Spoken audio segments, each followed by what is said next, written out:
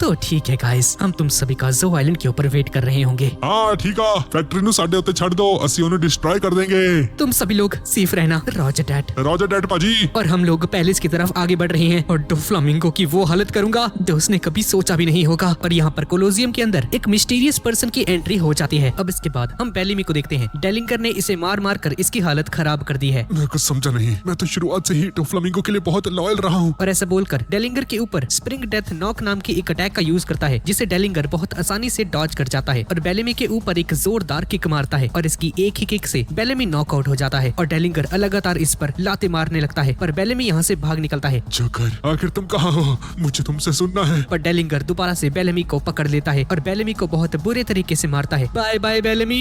और ऐसा बोलकर इसे जान से मारने ही वाला होता है कि तभी इन दोनों के बीच में बार्टोलोमियो यहाँ पर आ जाता है और अपने बैरियर का यूज करके बेलिमी को बचा लेता है। आखिर अब तुम्हें क्या चाहिए? ये तुम्हारा मामला नहीं है। हाँ तुमने सही कहा, पर मुझे ऐसा लगा कि मुझे यहाँ पर एक बैरियर बना देना चाहिए, तो मैंने ऐसा कर दिया। ये हमारी फैमिली प्रॉब्लम है और अगर तुम इसके बीच में आए तो मैं तुम्हें भी मार डालूंगा। कोशिश करके देख ले, मेरे बैरियर को कोई नहीं तोड़ सकता है। और डेलिंगर इसके बैरियर पर जोर जोर से किक्स मारने लगता है और डेलिंगर को डियामांटे का कॉल आता है और डियामांटे बेलिमी को छोड़कर उस टॉय हाउस को लाउजी के साथ गार्ड करने के लिए कहता है और कहता है कि ये डोफ्लामिंगो का ही एक ऑर्डर है। क्या एक और ऑर्डर? इसका मतलब है ये सच कह रहा था। और डेलिंगर गुस्से के साथ यहाँ से चला जाता है और बेलिमी रोने लगता है। मैं तुम्हें मेडिकल रूम में लेकर जाता हूँ, मुझे अकेला छोड़ दो, इन सब से तुम्हारा कोई लेना देना नहीं, अपने काम से काम रखो। मैंने अपनी जीने की उम्मीद खो दी है और आखिर तुम मुझे क्यों बचाना चाहते हो?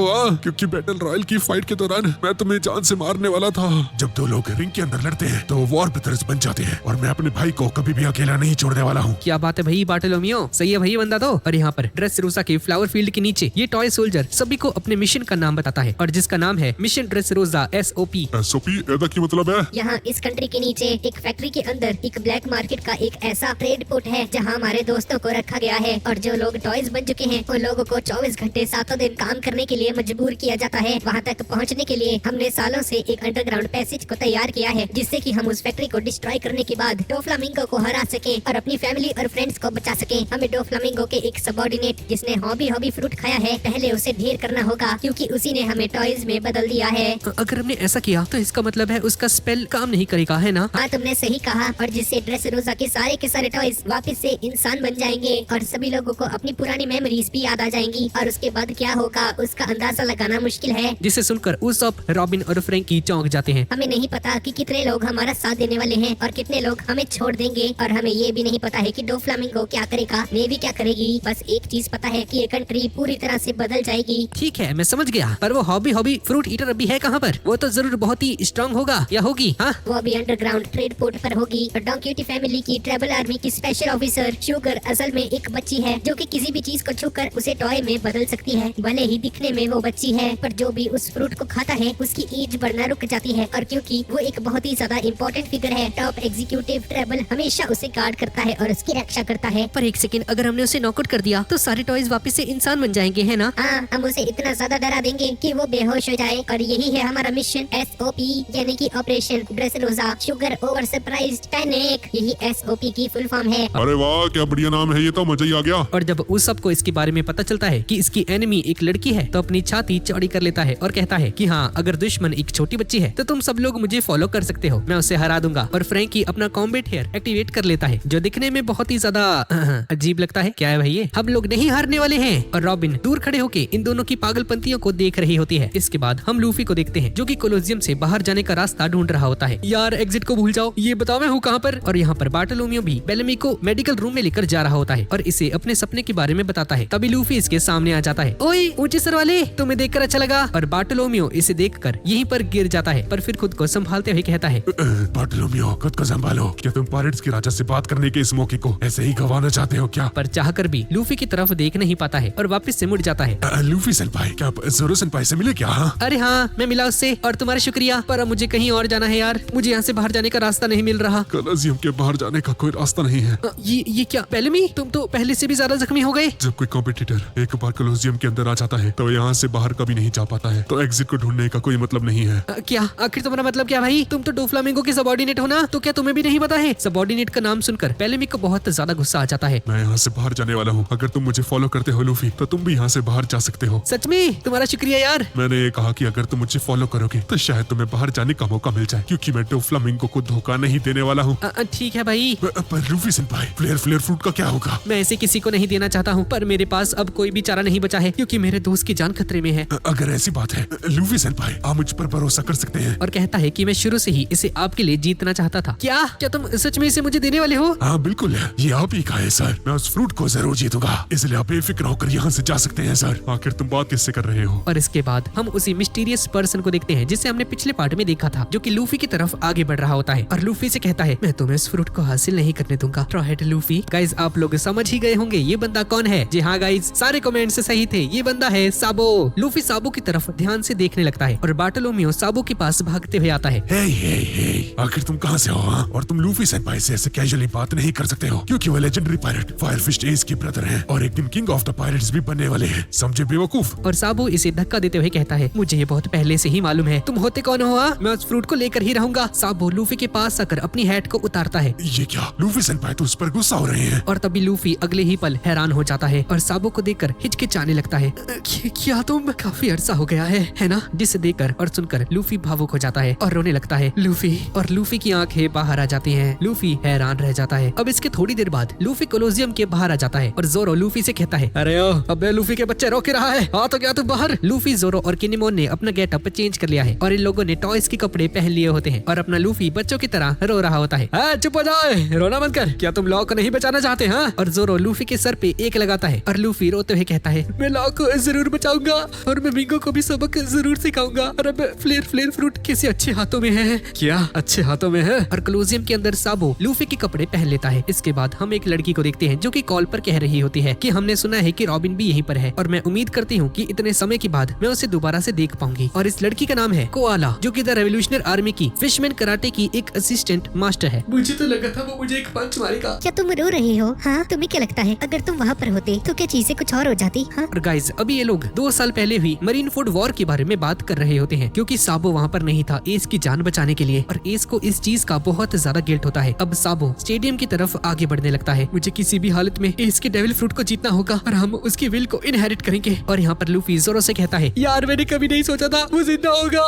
अरे आखिर तुम किसके बारे में बात कर रहे हो? मुझे लगा था वो मर चुका है। और हम एस की ग्रेवयार्ड को देखते हैं जहाँ पर एक न्यूज़पेपर रखा होता है और लिखा होता है कि स्ट्रॉ हैट्स वापस आ चुके हैं। साले चुप हो जा, अब भी रो रहा है। मैंने आज से पहले लूफी को ऐसे कभी रोते हुए नहीं देखा है। लगता है लूफी उस इंसान को देखकर बहुत ही ज्यादा खुश है। अरे तब से पूछ तो रहा हूँ इससे, कौन है वो आदमी? हाँ वो मेरा भाई है। क्या भाई? लूफी का कोई भाई भी है क्या? मुझे तो लगा था कि तुम्हारा भाई फायरफिस्ट एस है। क्या वो जिंदा है? इससे मेरी पुरानी यादें ताजा हो गई हैं। और हम एक फ्लैशबैक को देखते हैं जहाँ पर लूफी, एस और साबो तीनों एक साथ एंजॉय कर रहे होते हैं और इन सभी के उन प्यारे से पलों को हमें वापस से दिखाया जाता है कि कैसे ये तीनों बहुत ही ज्यादा एंजॉय किया करते थे, जैसा कि हम इस सीरीज के पहले के पार्ट्स में देख चुके हैं। और हम उसी ट्री हाउस को भी देखते हैं जिसे इन तीनों ने मिलकर बनाया होता है। और गाइस, अगर आपको दोबारा से लूफी, साबो और एस का बचपन देखना है तो आप इसे अभी देख सकते हैं और अगर आगे की स्टोरी को देखना है तो इसे स्किप भी कर सकते हैं। और हम उन 3 कप्स को भी देखते हैं और साकी को भी दिखाया जाता है जहाँ पर एस इन सभी से कह रहा होता है कि जब हम लोग पायरेट्स बन जाएंगे तो शायद तब हम लोग सेम शिप पे ना रहें, पर हमारा ब्रदरहुड ऐसे ही हमेशा साथ रहेगा। हम चाहे जहाँ पर भी हों, चाहे जो मर्जी कर रहे हों, हम तीनों हमेशा हमारे इस बॉन्ड से बंधे रहेंगे। और तीनों अपने साकी कप्स को चीयर अप करते हुए कहते हैं, तो ठीक है, आज से हम तीनों भाई हैं। और उन सभी पलों को याद करके लूफी कहता है, इसने सही कहा था, हम तीनों भाईचारे के इस बॉन्ड से हमेशा बंधे रहेंगे। साले, मैंने तेरे से पूछा कौन है वो? और फ्लावर फील्ड के नीचे ये टॉय सोल्जर इन सभी से पूछता है, क्या तुम सभी लोग तैयार हो? हाँ! हम सभी लोग छुपकर उस अंडरग्राउंड पैसेज के जरिए उस बोट के अंदर जाएंगे। जिस पर लियो कहता है कि हाँ, और हमारा टारगेट बस एक लड़की होगी जो कि है शुगर। हम उसे नॉकआउट कर ही रहेंगे जिससे कि इस कंट्री के सारे टॉयज वापस से इंसान बन जाएंगे। हमारे दोस्तों को आजाद करो,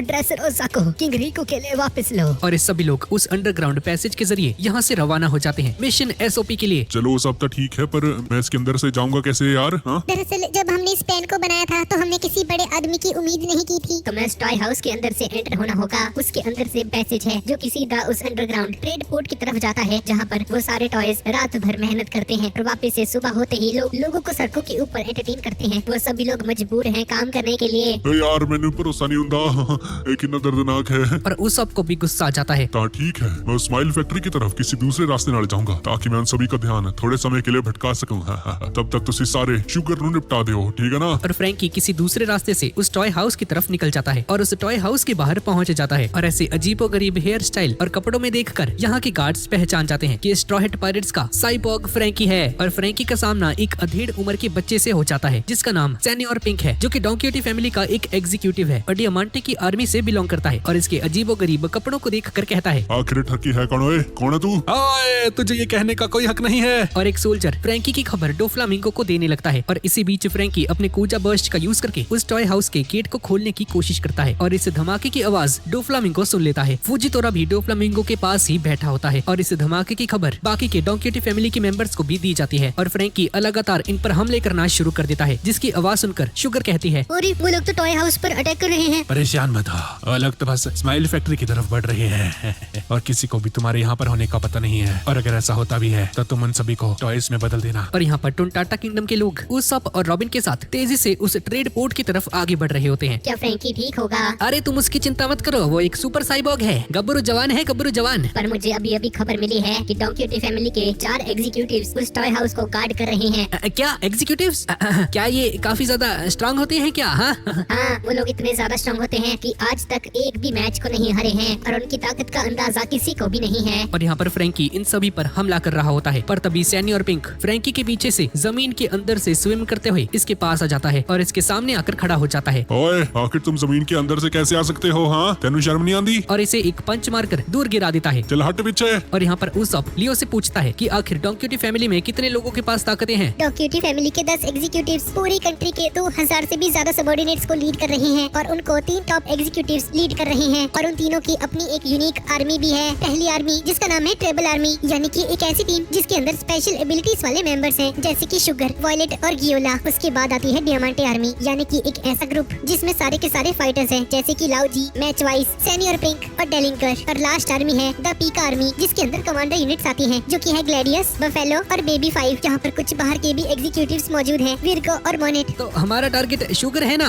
हाँ तुमने सही कहा। जिसे सुनकर उसप मन ही मन खुश हो जाता है। ठीक है, इसका तो यही मतलब है कि हमें फाइटर्स के ग्रुप का सामना नहीं करना होगा। गुड लक फ्रैंकी, मुझे तुम पर पूरा भरोसा है। पर वो लोग बहुत ही ज्यादा स्ट्रॉन्ग हैं। जिसे सुनकर उसप की हालत खराब हो जाती है और कोलोसियम के अंदर रेबेका एक के बाद एक ब्लॉक डी के पोटेंशियल विनर्स को हराती जाती है और उसप और बाकी सभी लोग उस अंडरग्राउंड पैसेज के जरिए उस ट्रेड पोर्ट पर पहुंच जाते हैं और टॉय सोल्जर सभी से कहता है, अब से हम लोग यहाँ से पैलेस की तरफ जाने वाले हैं और मैं बाकी सभी कुछ तुम पर छोड़ रहा हूँ। और अपने मन में कहता है, डोफ्लामिंगो मेरा इंतजार करना, आज मैं तुम्हें मार डालूंगा, चाहे इसके लिए मुझे खुद की जान ही क्यों न देनी पड़े। और उस अंडरग्राउंड ट्रेड पोर्ट का नजारा देखकर उसप और रॉबिन दंग रह जाते हैं। यहाँ पर बड़े बड़े शिप्स होते हैं और हजारों की तादाद में इंसान और टॉयज काम कर रहे होते हैं। अरे ये क्या है? ये तो एक विशालकाय पोर्ट टाउन है। और कोलोसियम के अंदर रेबेका ब्लॉक डी के सबसे ज्यादा टफ कॉम्पिटिटर्स को बहुत ही आसानी से हरा रही होती है और तभी इसका सामना सुलेमन के साथ हो जाता है। सुलेमन लगातार रेबेका पर हमला करता है जिसे रेबेका बहुत आसानी से डॉज करती जाती है। अब ब्लॉक डी के अंदर सिर्फ 30 कॉम्पिटिटर्स बचे हैं दोस्तों, तो आपको क्या लगता है किंग रिकू की ग्रैंड डॉटर की जान कौन लेगा?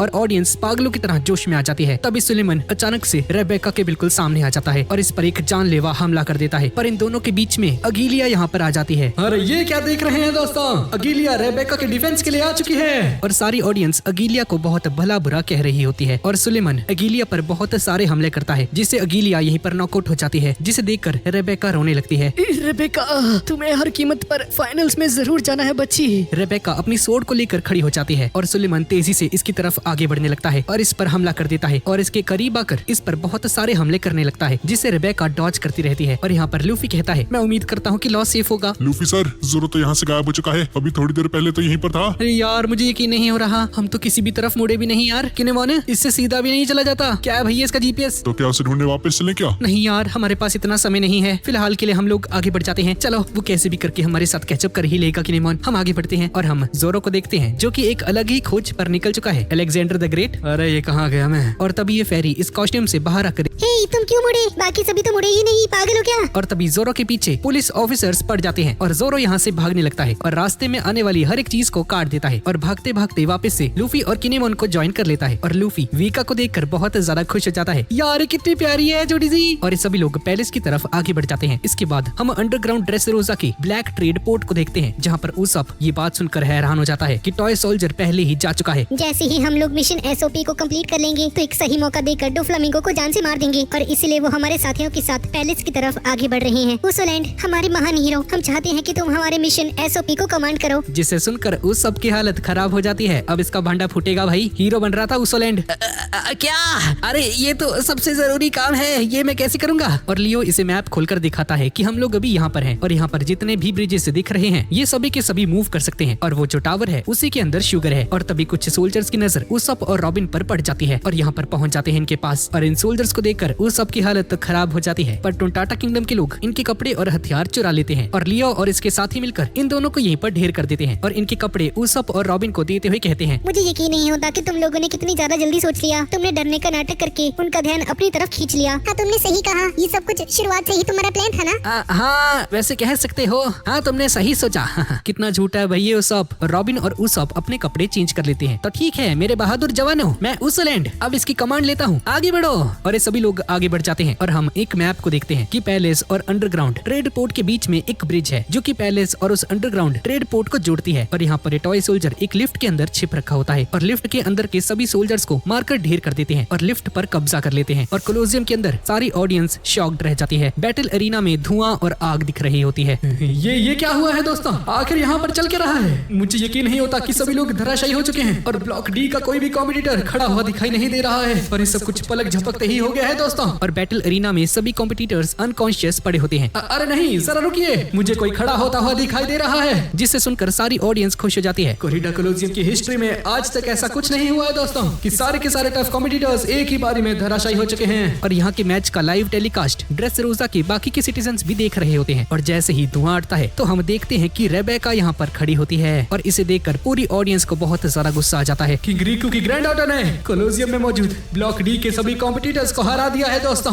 वो भी एक ही बारी में। जिसे देखकर ऑडियंस में से एक लड़की कहती है कि इसने जरूर चीटिंग की होगी। और रेबेका को जीतते हुए देखकर ये सभी इंजर्ड ग्लैडिएटर्स भी बहुत ज्यादा खुश हो जाते हैं। और इन सभी का भी यही सवाल होता है कि आखिर अभी हुआ क्या, ये जीत कैसे गई। एक बादलों की रिंग वहाँ पर बनने लगी जिसके बाद सारे कॉम्पिटिटर्स जमीन पर लेटकर धराशायी हो गए। अरे क्या फर्क पड़ता है, रेबेका जीत गई है, बस यही काफी है। ड्रेस रोजा के बाहर के लोग भी रेबेका को जीतते हुए देखकर बहुत गुस्सा हो जाते हैं। और ये सब देखकर वो वाइस एडमिरल अपने साथियों को एक मिस्टीरियस इंसिडेंट के बारे में बताता है जो कि रोमन किंगडम में हुआ था, जहाँ पर लोगों का ऐसा कहना था कि वहाँ पर एक ऐसी हवा चलती थी जो कि लोगों को काट देती थी। और जब नेवी उस हवा के बारे में पता लगाने के लिए वहाँ पर गई तो उस हवा के झोंके ने इन्हें भी काट दिया। और जो आखिरी चीज इनके साथियों को पता चली वो बात ये थी कि वो हवा का झोंका असल में एक इंसान था जो कि खुद को हाकुबा बुलाता है। और जब हाकुबा रोमन किंगडम को छोड़कर चला गया तो उसने बहुत सारे टाउन्स में अपना आतंक मचा रखा था। और जहाँ पर भी हाकुबा को देखा गया है वहाँ पर पायरेट्स भी पाए गए हैं। और यहाँ पर रेबेका कैवेंडिश की तरफ देख रही होती है और हम एक फ्लैशबैक को देखते हैं। सुलेमान जैसे ही रेबेका पर एक जानलेवा हमला करने ही वाला होता है उसके पीछे कैवेंडिश आकर इससे टकरा जाता है, जिसके बाद सुलेमान कैवेंडिश पर हमला करता है पर कैवेंडिश इसे डॉज कर जाता है। और कैवेंडिश की हरकतें बहुत ज्यादा अजीब लग रही होती हैं। और तभी अचानक से कैवेंडिश यहीं पर सो जाता है और ऐसे इसे ऑफ गार्ड पाकर कुछ ग्लैडिएटर्स कैवेंडिश पर अटैक कर देते हैं। और जैसे ही कैवेंडिश को मारने जाते हैं कैवेंडिश का चेहरा बदल जाता है और पलक झपकते ही पूरे बैटल एरिना में तबाही मचा देता है और सबको पलक झपकते ही नॉकआउट कर देता है। और कैवेंडिश की इस स्पीड की वजह से बैटल एरिना के चारों तरफ एक धुएं की रिंग बन जाती है और रेबेका की तरफ आगे बढ़ के रेबेका पर एक जोरदार हमला कर देता है जो कि इसके हेलमेट पर जाकर लगता है। और जैसे ही रेबेका को जान से मारने वाला होता है तब भी वापस से नीचे जमीन पर गिर जाता है। इसके बाद हम वापस से प्रेजेंट में आ जाते हैं और रेबेका कैवेंडिश को देखकर ये सारी चीजें सोच रही होती है। और यहाँ पर ये वाइस एडमिरल कहता है कि मुझे पूरा यकीन है कि कैवेंडिश ही वो हाकुबा है। और क्योंकि हाकुबा ने बहुत सारे क्राइम किए हैं इसकी वजह से कैवेंडिश के पास समुद्र में जाने के अलावा और कोई भी चारा नहीं बचा था और उसे मजबूरन एक पायरेट बनना पड़ा। कैवेंडिश एक बहुत ही खतरनाक स्पोर्ट्समैन है पर हाकुबा एक शैतान है। और कोलोसियम के अंदर सारी ऑडियंस रेबेका को एलिमिनेट करने के लिए कहती है। चाहे जो हो जाए दोस्तों, कोरिडा कोलोसियम के अंदर एक विनर ही होता है और इससे फर्क नहीं पड़ता है कि उसके अतीत में क्या हुआ था। ये सब देखकर बार्टोलोमियो कहता है कि मुझे यकीन नहीं होता कि उसने एक ही बार में सभी को हरा दिया। मुझे फर्क नहीं पड़ता है, मैं किसी को भी उस फ्रूट को जीतने नहीं दे सकता हूँ। और अभी लूफी की जगह साबो है और हम बर्गिस को भी देखते हैं। अब मैं फाइनल्स के लिए और इंतजार नहीं कर सकता। और रेबेका अपने हेलमेट को उठाकर वापस जाने लगती है। इसके बाद हम फ्रैंकी और सेनोरपिंग को देखते हैं जहाँ पर इन दोनों के बीच में फाइट चल रही होती है। फ्रैंकी इस पर हमला करता है, खतरनाक मुक्का। पर सेनोरपिंग अपने डेविल फ्रूट की ताकत का यूज करके जमीन के अंदर स्विम करने लगता है और एक भी हमला इस पर नहीं लग पाता है। रॉयल पैलेस के अंदर डो फ्लामिंगो ने किंग रिको को पकड़ लिया है। मुझे उम्मीद नहीं थी कि तुम अपनी पोती के साथ कंपटीशन में एंटर करोगे किंग रिको। आज तुम्हारी फैमिली के लोग अपनी हद को पार कर रहे हैं। पहले वॉलेट ने हमें धोखा दिया, उसके बाद रेबेका और इसके बाद तुम्हारा यहाँ पर आना। आज सुबह जब मैंने उस न्यूज को पढ़ा कि तुम्हारे डिजाइन की न्यूज झूठी थी तब मुझे बहुत ज्यादा गुस्सा आया, जिसके बाद मैं दोबारा से इस कंट्री के लिए लड़ना चाहता था।